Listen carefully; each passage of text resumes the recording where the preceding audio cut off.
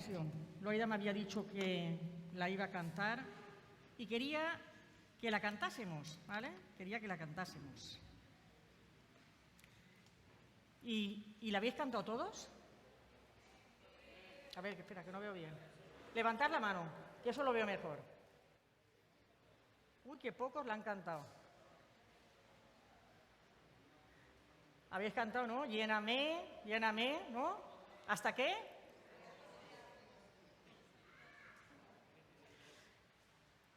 Es lo que Dios quiere hacer. Es decir, Dios quiere llenarnos hasta rebosar, porque cuando rebosamos es cuando realmente podemos dar a los demás. Y nosotros muchas veces nos conformamos solo con llenarnos para nosotros mismos. En esta tarde a mí me toca hablar de un personaje que no sé si es de mis preferidos, porque tengo a ese Pablo que a mí me habría gustado ser como él. No sé si sufrir lo que sufrió él, que lo azotaran, que lo apedrearan, que lo encarcelaran. No, eso no sé. Pero me habría gustado tener su forma de ser, la forma de ser que tenía, y que al convertirse y Dios transformarlo, esa forma de ser pues aún era más así, más echado para adelante. A mí me habría gustado siempre, quise ser así. Isaías, pues sabemos poco de cómo era, pero parece un hombre también bastante dispuesto y me encanta cómo trataba a su mujer. No sabemos cómo se llamaba la mujer, porque Isaías solo habla de su mujer cuando se dirige a ella como la profetisa. Ya dice mucho de él, del respeto y de ponerla en un tiempo en el que no, en el mismo lugar que él. La mayoría de profetas, yo creo que todos, incluido Oseas, que sí que nos habla de su matrimonio y de lo que Dios le dice, ninguno habla de sus sentimientos. Ninguno habla de lo que él sentía con el llamado de Dios. Creo que no me equivoco al decir que solo Jeremías lo hace. Solo Jeremías, que era de los míos o yo de los de él, aunque ya me gustaría que no le llego ni a la suela del zapato, solo Jeremías habla de sí mismo y de lo que él siente, ¿no? Y es muy importante para hablar de la fe, es el hecho de, cuando pones ejemplos, identificarte con gente que ha pasado o lo mismo que tú o más, pero que has dicho, ha salido adelante. Si además le ves cierto parecido a ti, dices, bueno, si esta persona ha podido salir adelante, yo también.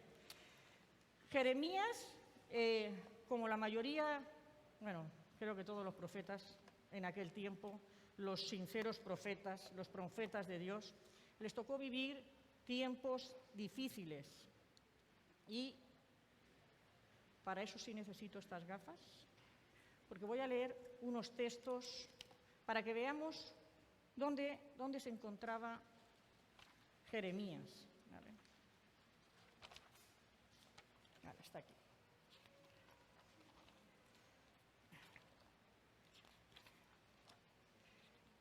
Es que esta vez me ha tocado escribir mucho sobre Jeremías, que no lo voy a leer, ¿eh? Eso es información para mí. Pero a mí me gusta mucho recopilar, aunque tenga algo muy de eso, sobre lo que me toca hablar. Me gusta mucho ver la historia, ver lo que dice la Biblia, y es una información que yo escribo para mí porque es una forma de meterla en mi cabeza. Y aquí metí algunos textos que dice en el capítulo 2. Dice, porque dos males ha hecho mi pueblo. Me dejaron a mí, fuente de agua viva, y cavaron para sí cisternas rotas que no retienen agua. ¿Es Israel siervo, esclavo? ¿Por qué ha venido a ser presa?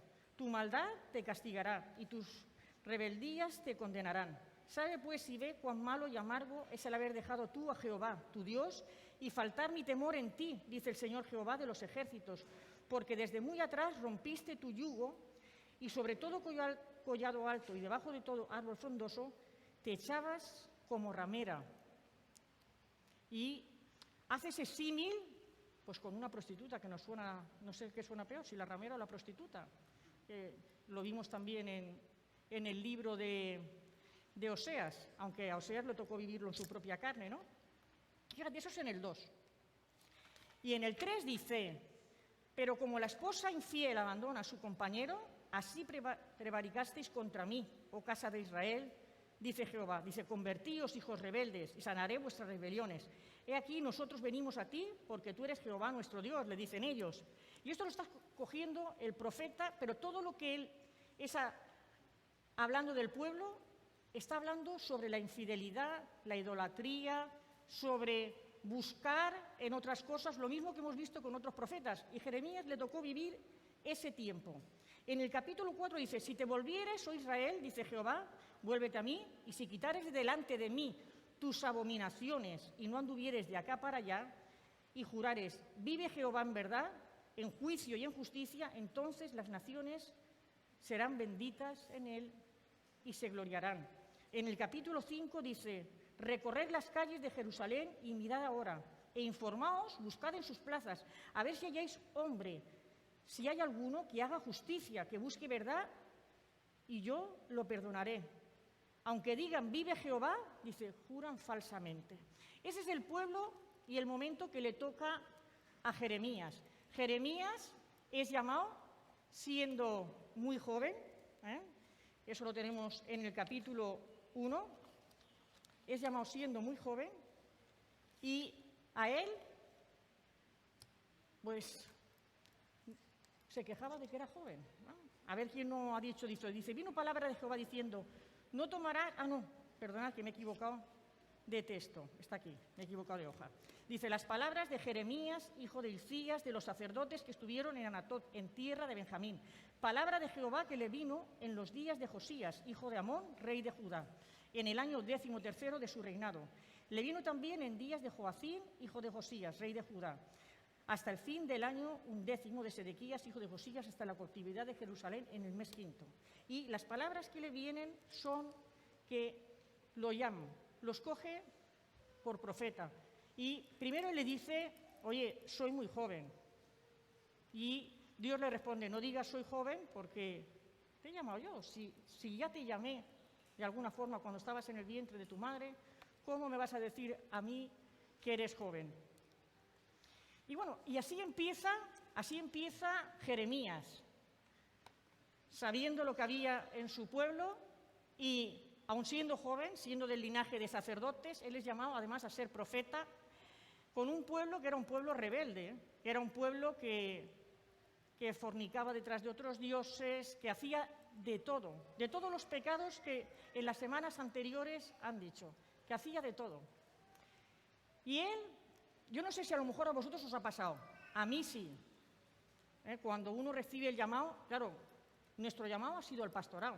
Yo antes de saber que nos llamaba el pastorado, mucho antes, pues sabía que Dios me llamaba a servirle. Nunca pensé que en el pastorado, porque yo no me veía, no porque entonces pensase ni en predicar ni nada, que eso no lo pensé yo nunca. Nunca pensé en compartir públicamente más que mi testimonio y ya está, como mucho. Pero en todo lo que concernía el pastorado, uno piensa que tienes que estar preparado, que tienes que ser esto, que tienes que ser lo otro, que tienes que tener a lo mejor las cosas que tú admiras en los pastores que conoces. Y tú te miras y dices, no, y si yo aún le puse excusas a Dios sin saber que me llamaba al pastorado solo cuando me llamaba a servir, tal vez porque me parecía Jeremías y cualquier excusa es buena. Seguramente que los que sois de otra forma, pues sentir el llamado de Dios os ilusionó y os impulsó.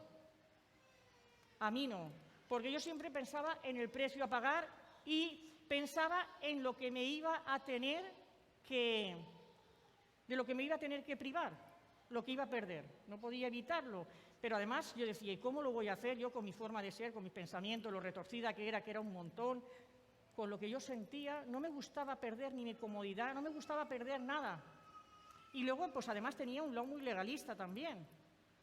Como buena melancólica, yo si entendía algo, tenía un lado muy perseverante que Dios había puesto en mí. Y era que yo si entendía algo, iba por ello. Pero si yo iba por ello, pensaba que tú también tenías que ir a por ello, ¿no? Bueno, ya se encargó Dios de hacerme entender que todos tenemos nuestro tiempo. Y el profeta vive en medio de todo eso, en medio de su pelea con lo que es él, a un llamado que dice, si a los otros no le han hecho caso, han sido mejores que yo. Él empieza a profetizar en tiempos de Josías y ahí aún al rey como que lo tenía un poco de su parte. Pero este rey murió joven, empezó joven a reinar y murió, lo mataron cuando tenía 39 años. Y el pueblo fue a peor, por lo tanto perdió el favor del rey y aún lo tenía todo más en contra. Yo creo que para encontrarnos con quién era Jeremías hay que irse al capítulo 15. El capítulo 15 y el 17, 15, el 17 y el 20. Ahí podemos ver cómo era Jeremías. ¿Me permitís? Porque como lo tengo escrito, porque así lo escribo más grande que en la Biblia, pero aquí está. Capítulo 15, dice Jeremías, «Ay de mí, madre mía, que me engendraste hombre de contienda y hombre de discordia para toda la tierra. Nunca he dado ni tomado prestado». Quiero decir, él trataba de vivir una vida justa para poder servir a Dios. Dice, «y todos me maldicen». Vaya. Dice, «sea así, oh Jehová, si no te he rogado por su bien, si no he suplicado ante ti en favor del enemigo, en tiempo de aflicción y en época de angustia». Dice, bueno, eso es normal, ¿no? Él le está recordando a Dios lo majo que él ha sido, ¿no? Con Dios y con el pueblo. Espera, que sigue. En el 15 dice, en el versículo 15 dice, «Tú lo sabes, oh Jehová, acuérdate de mí y visítame, y véngame de mis enemigos». Ahora ya está diciendo lo contrario. Dice, «No me reproches en la prolongación de tu enojo. Sabes que por amor de ti sufro afrenta. Fueron halladas tus palabras y yo las comí, y tu palabra me fue por gozo y por alegría de mi corazón, porque tu nombre se invocó sobre mí, oh Jehová, Dios de los ejércitos». ¿Vale? Él dice, yo con tu palabra he estado siempre de acuerdo, me produce gozo, he querido servirte, todas esas cosas. Dice, no me senté, esto es muy importante, no me senté en compañía de burladores, ni me engreí, es decir, no se me subió el orgullo, a causa de tu profecía, es decir, a causa de mi ministerio, no fui orgulloso. Le está diciendo, me senté solo, porque me llenaste de indignación. ¿Contra qué se llenó de indignación? Contra lo que el pueblo hacía. Y él prefirió perder el agrado del pueblo antes que tener el reconocimiento del pueblo y perder el de Dios. Pero el hombre ese día estaba de bajón, algo que no nos pasa a nadie, y le recuerda a Dios todas esas cosas, porque quiere que Dios lo levante, quiere que Dios haga algo a su favor, quiere que Dios obre a favor de él y lo ponga delante de los demás como que él tiene razón. De alguna forma es eso. Dice, ¿por qué fue perpetuo mi dolor y mi herida desahuciada no admitió curación? ¿Serás para mí como cosa ilusoria, como aguas que no son estables? Fíjate que él dice, se queja del dolor, de la herida, algo que muchas veces nos ha pasado. Yo hace unos días descubrí una cosa. Me pasó algo que yo me daba cuenta que se me escapaba de las manos, pero no sabía por qué.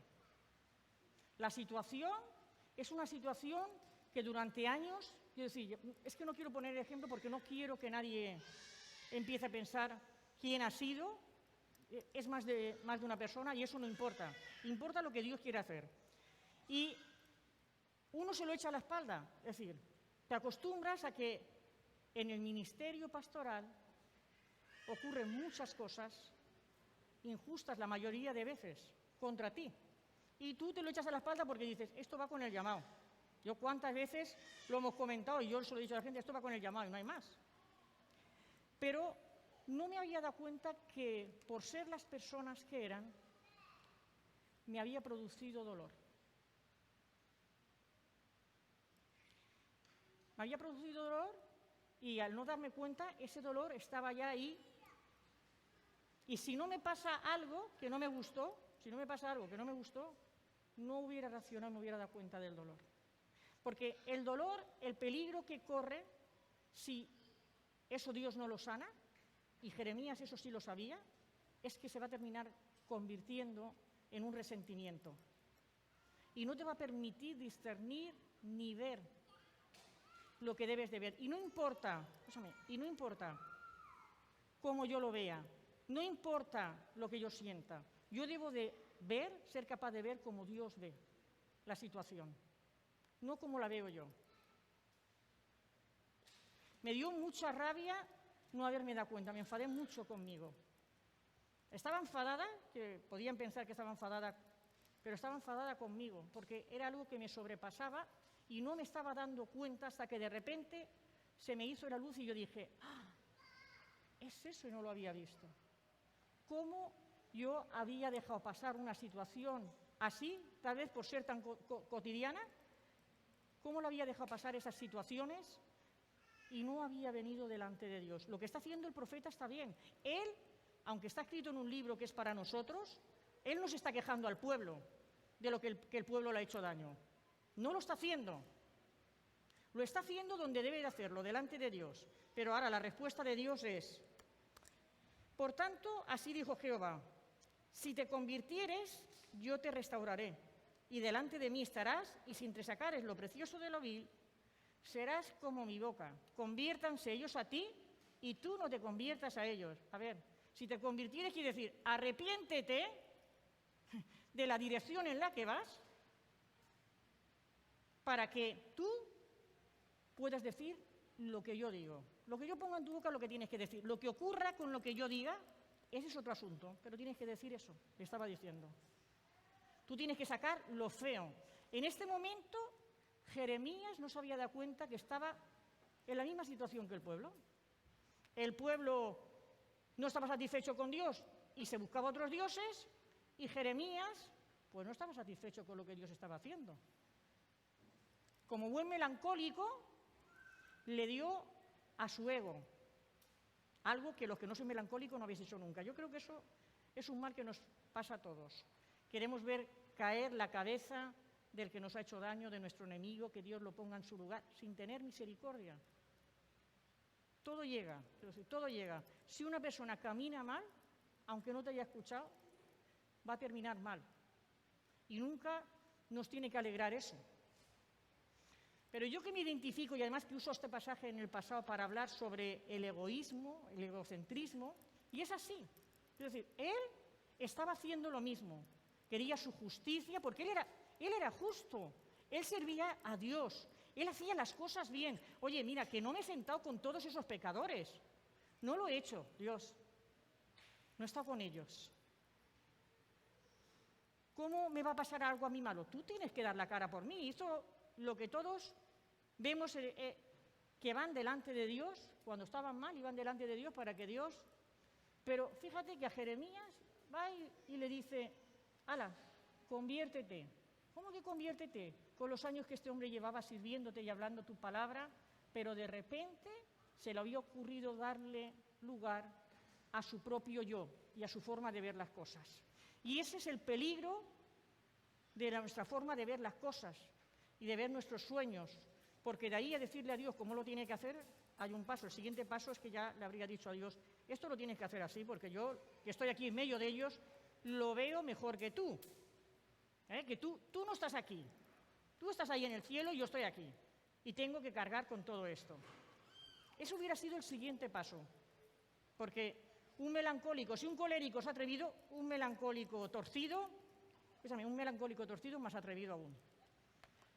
Y lo hubiera dicho, yo lo habría hecho.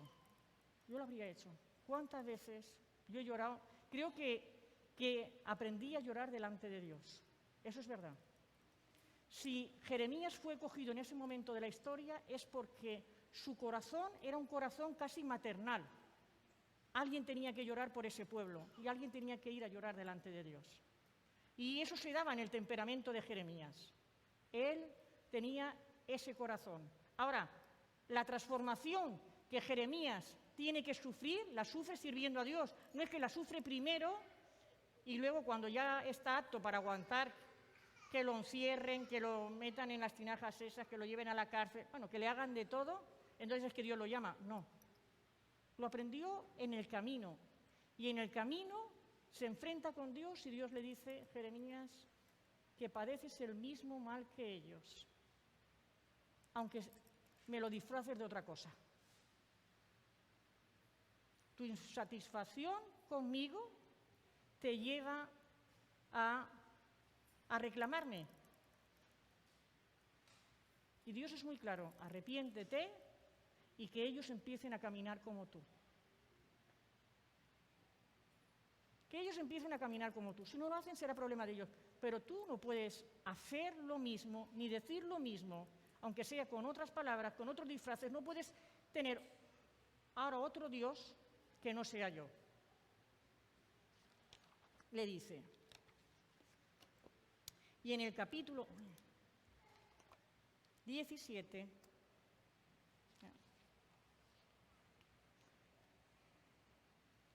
dice, sáname, oh Jehová, y seré sano. Sálvame y seré salvo, porque tú eres mi alabanza. Hemos cantado en los montes, en los valles. ¿A quién no le gusta alabar aquí? A que nadie me levanta la mano, ¿verdad?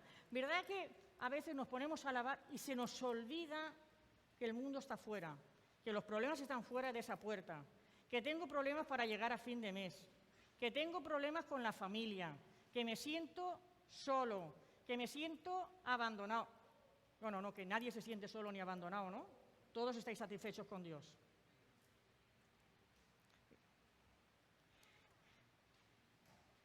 Dice, he aquí que ellos me dicen, ¿dónde está la palabra de Jehová? Que se cumple ahora. ¿Alguna vez os han dicho eso? Gente que se ha apartado o inconversos. Mas yo no he ido en pos de ti para incitarte a su castigo, le dice él. Ni deseé día de calamidades, tú lo sabes. Lo de que mi boca ha salido fue en tu presencia. Y le dice, no me seas por espanto, pues mi refugio eres tú en el día malo. Pero luego le dice, avergüéncense los que me persiguen y no me avergüence yo. Asómbrense ellos y yo no me asombre. Trae sobre ellos día malo y quebrántalos con doble quebrantamiento. Oye, este hombre, a poco que hayáis leído de Jeremías, uno piensa, si este hombre tenía razón. Vaya época que le tocó, que sepamos, no se convirtió nadie lo escuchaba. Y otros profetas diciendo lisonjas al pueblo y a los reyes que le tocó estar. Sin embargo, él siguió adelante con sus crisis, donde Dios lo va poniendo tú adelante. Eso es lo que te toca. No hay más, te toca vivir eso. Dice en el capítulo 20, dice, me sedujiste, oh Jehová, y fui seducido. Más fuerte fuiste que yo y me venciste, le dice. Cada día he sido escarnecido, cada cual se burla de mí, porque cuantas veces hablo, doy voces, grito, violencia y destrucción. Dice, porque la palabra de Jehová me ha sido para afrenta y escarnio cada día. Cada día de su vida. Dice que predicar la palabra de Dios hizo que todo el mundo se burlara de él, que fuera afrenta, bueno, aparte de los sufrimientos que le tocó. La gente de su alrededor, la gente que debía de creer, hacían todo eso. Y dije, esto no lo ha dicho nadie, no me acordaré más de él. ¿De quién? De Dios. Ni hablaré más en su nombre. No obstante, había en mi corazón como un fuego ardiente metido en mis huesos. Traté de sufrirlo y no pude, porque oí la murmuración de muchos, temor de todas partes. Denunciémosle. Todos mis amigos miraban si claudicaría. Quizás se engañara, decían, y prevaleceremos contra él y tomaremos de él nuestra venganza. ¿Qué les había hecho Jeremías? Él físicamente no les había hecho ningún daño, no los había encerrado, no los había disciplinado porque hacían esas cosas. No, él decía la palabra de Dios y sin embargo todos querían acabar con él, dice. Dice, y yo mismo dije, ¿para qué me sirve esto? Si pudiese volver atrás y huir de ti, lo haría. Yo nunca le he dicho del servicio, quiero volverme atrás, ¿vale? No he sido capaz. no he sido capaz de hacerlo porque el temor de Dios está ahí. Pero sí que en ocasiones, en cosas que tenían que cambiar en mí para poder servirlo, así que a lo mejor sí se lo estaba diciendo, le he dicho, si pudiese volver atrás, no dejaría que empezases este cambio que tienes que hacer en mi vida porque me es muy doloroso y yo no puedo. Dejé de hacerlo el día que Dios me mostró lo que me esperaba si yo no dejaba que Él me transformase. Y lo que me esperaba era la perdición. Así que había emprendido un camino que no tenía marcha atrás y era el de permitir que Él me transformase. La verdad es que compararme con Jeremías me da vergüenza, porque nosotros, total, ¿qué nos toca vivir? Los que estamos sirviendo al Señor. Los pastores, vamos a poner mi ejemplo. ¿Qué nos toca vivir? Que aconsejamos y como no te guste, pues dices, no, estás equivocado. Que predicamos y se nos acuse de usar el púlpito para hablarle a alguien que cualquiera que nos conozca sabe que si nosotros tenemos que hablar con alguien lo hacemos en persona. Pero estoy hablando en general, no solo de nosotros, porque me relaciono con otros pastores y sufres la crítica, el desprecio, sufres que te tiren a un lado cuando les conviene. Cuando no, te invitan, te invitan a algo porque eres el pastor. Y tú sabes, para alguien melancólico que te inviten solo por el cargo es decirte, no te quiero, ¿no? Pero luego está cuando la mayoría de veces no te invitan precisamente por ser el pastor.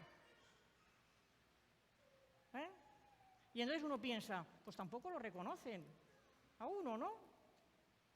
Y esas cosas son el pan nuestro de cada día, es decir, de la mayoría de los pastores. No conozco, creo que a ninguno que no sufra de ese mal. Pero vosotros podéis trasladarlo, esta es una iglesia que sirve, que tenéis claro la mayoría que Dios os llama a servir, no a todos de pastores, porque se necesitan evangelistas, se necesitan maestros, se necesitarán profetas, se necesitará de todo, y se necesita gente que sirva en lo natural, ¿sabes?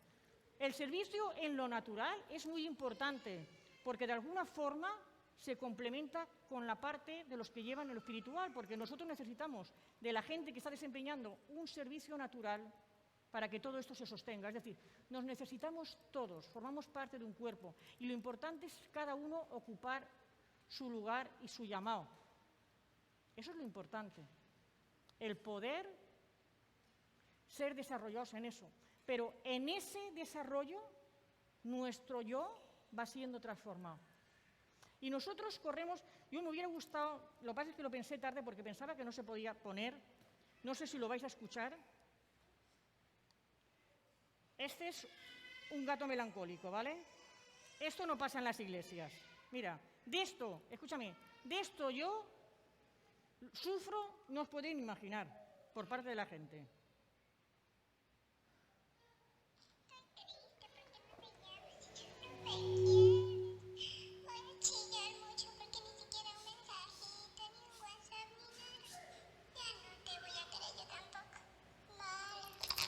Bueno, os lo voy a cortar. Dice, estoy triste porque no me llamas. Voy a chillar porque no me haces caso. A mí me han chillado, ¿eh? Voy a chillar porque no me haces caso. Yo, a veces cuando me reclaman que esté en todos los sitios como Dios, yo digo, algo está mal, algo no he enseñado bien, porque yo no soy Dios y no puedo estar en todos los sitios como Dios. Y dice que no eres capaz de mandarme ni un mensajito, ni un mensajito. Y dice, entonces no te voy a querer, porque no me quieres tú a mí. ¿Qué os parece la actitud del gato?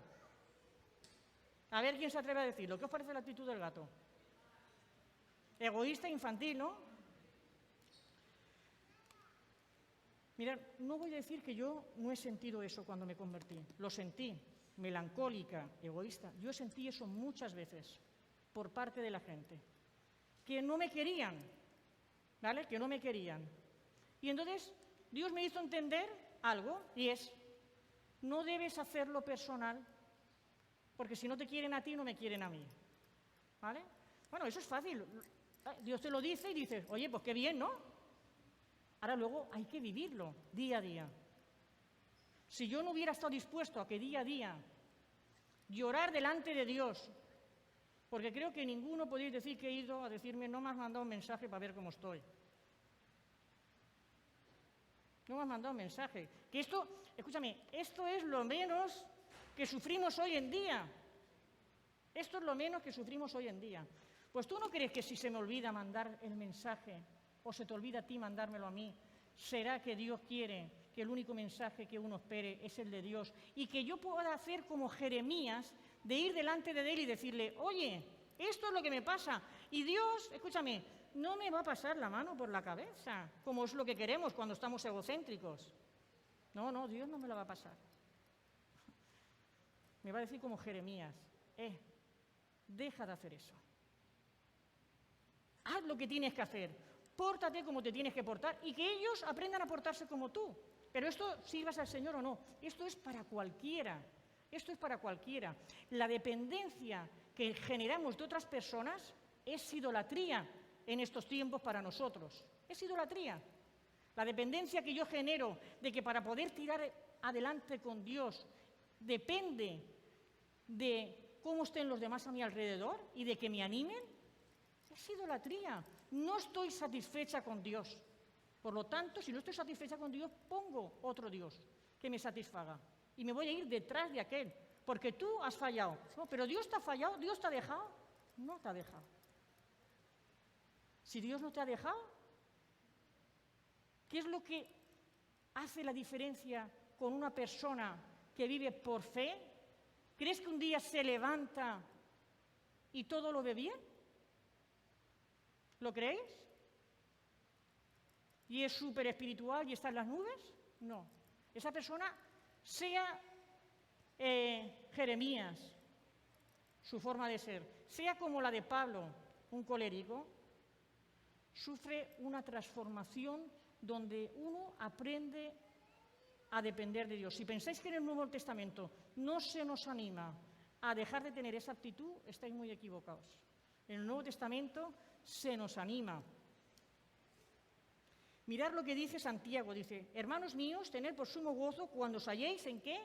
En diversas pruebas, sabiendo que la prueba de vuestra fe produce paciencia, mas tenga la paciencia su obra completa para que seáis perfectos y cabales sin que os falte cosa alguna. Es decir, soy transformado por medio de las pruebas. Y tenemos que reconocer que hoy en día, tal vez en el futuro sí más, hoy en día nuestro sufrimiento no es un sufrimiento producido por el abandono del pueblo. No es un sufrimiento porque te quieren apedrear ni te llevan a la cárcel. Es porque no me has considerado. Es porque no me tienes en cuenta. Es porque a mí me gustaría ser el número 1 en algo y resulta que no me pones. Pero a lo mejor no se te pone porque, aunque tengas un llamado, Dios quiere transformarte o estás equivocado en el llamado y esa es tu ilusión. Mira, Josh Muller, que Laura leyó un trozo el jueves en la oración, un trozo de Josh Muller. Y a mí Josh Muller me apasiona, ¿no? Un hombre que se convierte y él quería ser misionero, él era alemán, pasa de ser un sinvergüenza a un siervo de Dios y no tiene un encuentro con Dios de estos emocionante, ¿no? Tiene un encuentro con Dios, se da cuenta de que Dios es real y ya está. Y empieza a orar y a leer la Biblia y su vida empieza a ser transformada. Y él quería ser misionero. Terminó en Inglaterra porque lo echaron para atrás. Entonces esto de misiones también era muy... Él no pasó, tenía una enfermedad, así que no lo dejaron irse a las misiones. Y este hombre que había conocido a Dios y que empieza a conocer a Dios, eso es muy importante, a través de la palabra y de la relación con Él, de la oración, porque era un hombre de oración. Todos sabéis quién era Josh Muller, ¿no? El padre de los huérfanos, pero hizo muchas más cosas. Él tenía puntos de misión, envió misioneros, bueno, un montón de cosas. Él empezó en su casa con 6 niñas, en Inglaterra. Aparte de su familia, 6 niñas más. Y además habiendo tomado una decisión, a él lo iba a mantener su padre. Dios no iba a pedir en su iglesia, no iba a decir, no iba a presentar el proyecto, iba a pedir. No iba a pedir, a mí es que me alucina, a mí de verdad que me gustaría tener la fe de George Muller, pero no sé si quiero pedir a Dios, tengo que ser sincera porque la criba tiene que ser, para llegar a eso tiene que ser que no veas. No pidió en las iglesias conocidas, no le pidió a la gente con la que se relacionaba. George Muller era un hombre de oración. Mira, tenía tiempo para orar con todo lo que hacía y oraba. Y todos conocéis esas historias de que no tener para el desayuno para los niños, orar y llegarle el desayuno. Cosas así. Y él le mandaba a Hudson Taylor, que estaba en la China y también vivía así por fe, que nadie le daba un sueldo. Era algo que ellos habían decidido, que era Dios, que él no iba a hacer nada para lo que Dios no proveyera. Y sin pedirlo. Y con gozo. Y me gusta la forma en que murió, de rodillas, con 90 y tantos años orando, después de haber dirigido la noche anterior en su iglesia la reunión de oración. Así me quiero morir yo, con las botas puestas, siempre lo he dicho. No me quiero sentar en una silla a esperar que me llegue el tiempo de irme con el Señor. ¿Por qué digo lo de George Muller? George Muller, desde luego, que no era melancólico. Tal vez por eso pudo tomar esa arriesgada decisión. Pero él quería ser misionero. ¿Y sabéis que Dios le concedió su sueño cuando tenía 70 años, 70 o 71? Y durante 15 años estuvo haciendo viajes misioneros, hasta los 86 o 87. Viajes misioneros, que no es como ahora, que te vas en un avión y vas bien. No, no. Viajes misioneros en un barco que tardaban meses en llegar al sitio, con penalidades, enfermedades en el barco. Con todo eso, a esa edad que tenía que protegerse para no coger enfermedades y que tenía que cuidarse, va y Dios le concede ser misionero. Parece una broma, ¿no? No fue una broma. Vivió por fe hasta el final de su vida. Y al vivir por fe, no le frustró que Dios no le dejara ser misionero cuando era joven. Se ciñó al plan de Dios. Dios, ¿tú quieres esto? Yo voy a hacerlo lo mejor posible. Te voy a buscar y voy a hacer lo que tú quieres para mí. No para mí, porque lo importante, ese es el error. El llamado, mi llamado, mi llamado. Pero si somos llamados a formar parte del cuerpo, somos llamados a ser la voz de Dios a un mundo que no lo conoce. Somos llamados a discipular a otros para que puedan crecer, madurar y seguir con la obra. Somos llamados a ser siervos y a morir si es necesario por no negar su nombre. Somos llamados como le pasó a Jeremías. Él vivió la deportación. No se lo llevaron en la deportación, no se lo llevaron. Él no estaba de acuerdo con que Judá le pidiera ayuda a los egipcios, porque sabía que eso iba a traer calamidad. Y la trajo. Pero cuando los otros, los de la deportación, los caldeos, no se lo llevaron, que el capitán decidió dejarlo ahí, resulta que luego, con todo el pueblo en contra y todo, en ese que se fueron a Egipto, bueno, que se los llevaron a Egipto, él se tuvo que ir a Egipto. Cuando lo habían dejado ahí, Dios lo había dejado ahí, en su tierra, pero por culpa del pueblo, él sale a Egipto. ¿Y a qué sale a Egipto? A seguir diciéndole lo mal que están haciendo las cosas. Según la tradición, según la historia, dicen que murió apedreado por los que habían ido a Egipto. Por sus hermanos, que murió apedreado. Pero bueno, como la mayoría de los profetas, apedreados, aserrados, cortar la cabeza.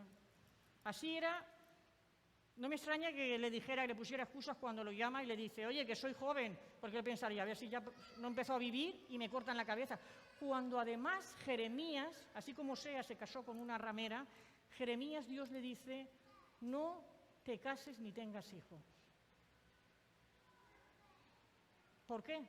Por lo que iba a pasar al pueblo, por lo que iba a pasar a los niños, por los que iban a morir, y le dice, no, tú no te vas a casar ni vas a tener hijos en este lugar, porque lo que va a venir va a ser tremendo.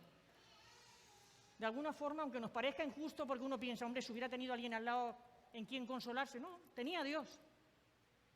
De alguna forma, Dios quería evitarle más sufrimiento. Tener una mujer y tener hijos quiere decir que les iba a afectar lo mismo que él estaba viviendo. Y no solo eso, sino que les iba a afectar lo que iba a venir al pueblo. Y Dios le dice, no lo hagas, ni mujer ni hijos en este lugar, porque va a pasar esto. Qué triste, ¿no? Piensan algunos. No poder casarme. Pues mira, él no se casó. Y nosotros solo peleamos con que tengo que ceder mi comodidad. Es que a mí me gusta ver la tele, me gusta tener mi tiempo, me gusta hacer mi ejercicio, me gusta tener mi paseo, poder comprarme lo que quiero. Claro, si yo le doy más al Señor, es menos dinero que tengo. Pero si lo que tienes no es tuyo, si Dios lo pone en tus manos, pues las mías, debemos de preguntarle a Él qué hacemos con todo eso, con todo lo que pone en nuestras manos, el tiempo y el dinero. Puedes protestar, pero no delante de los demás, que hay mucha gente que está equivocada. Lo estoy peleando y se hacen un dios de la pelea. Estoy peleando el orgullo y no paran de decirlo. Pues escúchame, ese es tu ídolo. Muérdete la lengua, hazte sangre y humíllate. Eso es lo que, si fueran los tiempos de Jeremías, Dios te diría, muérdete la lengua. Muérdetela, que no le importa a nadie. Eso es entre tú y yo. Entre tú y yo lo vamos a solucionar. Y yo te digo que dejes de ser orgulloso. No te digo, deja de ser orgulloso. Haz lo que tienes que hacer, aunque te duela. Claro que te duele. Toda la lucha contra nuestro yo nos duele. Pero, mirar, Pablo, por ejemplo, nos diría otra cosa. Es un texto que me gusta mucho. No sé si decir que del Nuevo Testamento es mi texto de cabecera porque me anima.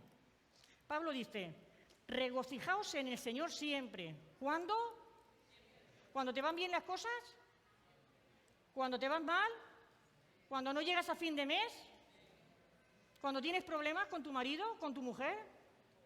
Dice, regocijaos en el Señor siempre. Otra vez digo, regocijaos o alegraos, según otras traducciones. Dice, vuestra gentileza sea conocida de todos los hombres, porque dice que el Señor está cerca. Y luego nos dice la fórmula maravillosa, por nada estéis afanosos, sino sean conocidas vuestras peticiones delante de Dios en toda oración y ruego con acción de gracias. Es decir, lo que me pasa, se lo cuento a los demás o me voy delante de Dios. Es lo mismo que Dios le dijo a Jeremías. Oh, es conmigo, tú y yo. Cambia y tu ejemplo tiene que cambiar a los demás. Pues aquí es lo mismo. Es mi ejemplo lo que va a cambiar la vida de otros. No porque sea más fuerte, sino porque reconozco que mi debilidad es grande y que Dios es el que me puede sostener. Y ahí yo busco el consuelo de Dios. Yo durante años ese texto y el siguiente los hice míos. Yo oraba ese texto. Por nada estéis afanosos. Lo decía y acto seguido decía aquello que me producía, porque mi cabeza era muy acelerada. Entonces todo me causaba inquietud y me alteraba. Y yo le decía lo que me inquietaba. Si no sean conocidas vuestras peticiones, yo le decía, Señor, cámbiame. No me cambies la situación, cámbiame. Que yo no me sienta así ante esa situación. Que no me robe la paz. Que no me haga decir cosas que no tengo que decir. Y eso yo lo oré durante años. Y él sí le dice, y la paz de Dios, que no es cualquier paz, no es la que da el mundo. La paz de Dios no tiene nada que ver. Dice que guardará nuestros corazones y pensamientos en Cristo Jesús. La fórmula es, a través de la cruz, yo puedo obtener eso. En Cristo Jesús. Y yo me daba cuenta que hacía esa oración y durante unos segundos, durante unos segundos tenía paz. Funcionaba. Durante unos segundos tenía paz y podía ver la situación de una forma totalmente distinta. Y yo, esos segundos a mí me bastaron para decir, eso es lo que Dios quiere hacer en mi vida. Que yo pueda ver las cosas como Él las ve. Así que lo oraba. Puedo deciros que muchas veces oré. Viví situaciones en mi vida por mi forma de ser. Si yo hubiera dado mi testimonio, podría haber empezado. Yo era una persona rebelde, pero la culpa la tenían los demás. Si yo no hubiera conocido a Dios, estuviese hablando, diría, la culpa la tenían los demás. No me quisieron como me merecía, no me cuidaron, no me consideraban, yo era tímida, no me supieron proteger, no me dieron las cosas que yo necesitaba para ser feliz. Y claro, me convertí en una rebelde y terminé en las drogas.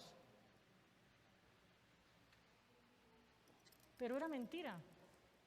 Yo era rebelde porque es verdad que mi vida no me gustaba como yo era. Y fui tomando decisiones equivocadas. Y eso aumentó mi rebeldía. Yo tenía unas expectativas que pensaba que me iban a hacer feliz en la vida. Pensaba que si un día yo tenía una familia, yo sería amiga de mis hijos. Y pensaba en una persona que me quisiera y que se dedicara a mí. A mí. Vale, Dios no me lo permitió, ¿vale? Y Benja me quiere, yo nunca he dudado del amor de Benja. Y le doy gracias porque Benja no me dio lo que yo quería, porque yo no habría buscado a Dios, lo habría buscado a él. Dios sabía lo que se hacía poniendo a Benja a mi lado, que era bastante insensible, que me miraba como si, cuando yo le contaba lo que pasaba por mi cabeza, él no decía nada, pero yo lo miraba y estaba pasmado porque no entendía nada. Pero Dios sí me entendía. Y yo pude ir dejando mi hipersensibilidad, el hecho de que no me quisieran, el hecho de que me diesen de lado, todas esas cosas que uno las engrandece y las hace grandes. Fui poniendo los sueños de lo que yo quería como familia, todo. Me di cuenta, las amistades, todo. Todo Dios lo cambió porque Él tenía otros planes y mis planes no eran lo importantes. Y para encajar yo en el llamado tenía que entender que eso no era lo importante, eso era secundario. Eso era algo añadido, pero no era la prioridad. La prioridad era caminar con Él y en este caso servirle en el lugar que me había puesto, que era en el pastorado. Y lo demás me sirvió de preparación. Dios sabe las lágrimas que yo eché para morir a mí misma. Y las lágrimas que eché en muchas ocasiones con razón, como Jeremías. Pero que Dios me decía, no es personal. Esto va a servir para transformarte y hacer de ti la persona que yo quiero hacer. O sigues adelante o te vas a convertir en algo que no es lo que yo pensé para ti. Y yo siempre he querido ser lo que Dios quería que fuera, porque sé que una vida de fe es una vida que camina y persevera con Dios hasta el final. Ocurra lo que ocurra, las circunstancias que ocurran, que las cosas vayan mal, sobre todo cuando las cosas van mal, no cuando van bien. Ahí es donde se determina una persona de fe. Si yo no soy capaz de soportar ciertas cosas ahora, ¿qué pasaría si ahora entrasen por ahí y se nos quisieran llevar detenidos? ¿Negaría a Dios y diría que sí, que no creo en Él? ¿O me iría y diría no, que se me lleven solo a mí, por preservaros a vosotros? Eso marcaría la diferencia. Y así es como debemos de caminar en los tiempos que vienen y en los tiempos que... Aprender a derramar nuestro corazón delante de Dios y estar dispuestos a escuchar lo que Él tiene que decirnos, que no va a ser que tienes razón, aunque la tengas, no te lo va a decir, a mí no me lo ha dicho nunca. Por eso puedo entender a Jeremías si yo me identifico con él, porque a mí no me la dio nunca. Pero usó las situaciones para transformarme y para moldearme y para poder llegar hasta aquí. Pero yo no quiero llegar hasta aquí, quiero llegar más allá. No me atrevo aún a decir a tener la fe que tenía Josh Muller, aunque no debería ser cobarde y debería querer tener esa fe que tenía él, que él oraba y le pedía a papá las cosas, todas. Debería de querer tener esa fe. Que Dios os bendiga. Muchas gracias, Mariluz, por la palabra en esta mañana. La pregunta que quizás cabe hacernos, dado que estamos en esa serie de la fe, es: ¿era Jeremías un hombre de fe? Porque realmente se nos ha hablado muy poco, aunque a la vez se nos ha hablado de la fe de Jeremías. Pero yo diría que es uno de los profetas, ya solamente que hablar de parte de Dios exige creer a Dios, exige valentía, exige determinación. Pero como decía la pastora Mariluz, Jeremías es el ejemplo de perseverancia, de creer a Dios en el tiempo, de creer a Dios pese a su carácter, de creer a Dios pese a las experiencias negativas. un hombre con un largo ministerio, uno de los profetas denominados mayores. Es un hombre que tiene un ministerio de 40 años y donde no se ve fruto alguno. Acaba muriendo, no de forma natural, y ahí acaba la historia.